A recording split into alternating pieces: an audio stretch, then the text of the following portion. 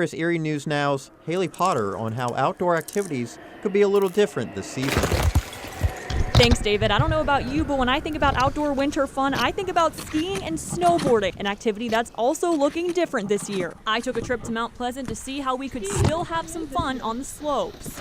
And we're excited to get out, space out on the hill, and hopefully return a little bit of normalcy to everybody's lives. Masks are mandatory, but most people ski with a mask anyway. They will have limited lodge space, a take-and-go food menu, and they also added an outdoor dining area and ticket booth to avoid the indoors. They may have to limit the amount of people on their 40 skiable acres, but season pass holders will never be turned away. Tubing will now be reserved in 2-hour blocks.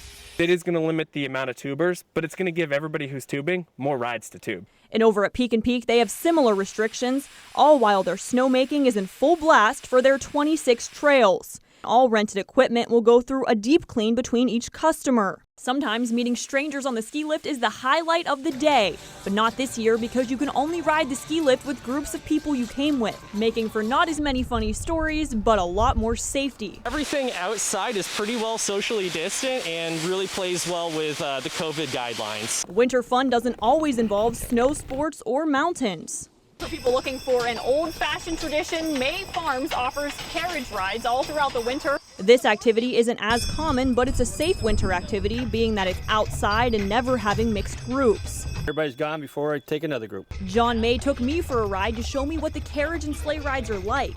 Best described as the Hallmark movie I never got to be in. They do a lot of weddings, fairs, and they even come to your own neighborhood for a good old-fashioned horse and carriage ride for about $50. For at least a half an hour, sometimes up to an hour. The look on people's faces and the kids looking at the big horses we have, it's not so much money, it's just sort of bringing back the old-time tradition. But if that tradition isn't your cup of tea, maybe shredding some ice on the rink is. Ice skating is another one of those family fun favorites in the winter, and COVID-19 is changing the way people skate.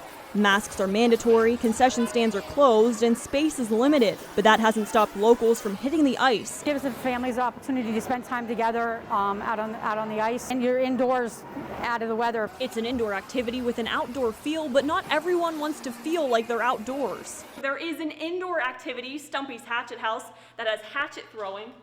If you're not a fan of the snow, it's a little different than anything else in Erie. So basically, you can bring your family here, you can bring your friends here. It's socially distanced. Every group has their own throwing pit, and you bring your own food and drink, while of course wearing a mask. You get to plan it the way you want to, you get to bring what you want to. You can throw for 1 hour for $25 or 2 hours for $40. A perfect shot and score for a day or night out in the cozy indoors. As long as you're safe about it, there are fun things to do in the winter, even during a pandemic. For winter 2021, staying safe this season, I'm Haley Potter.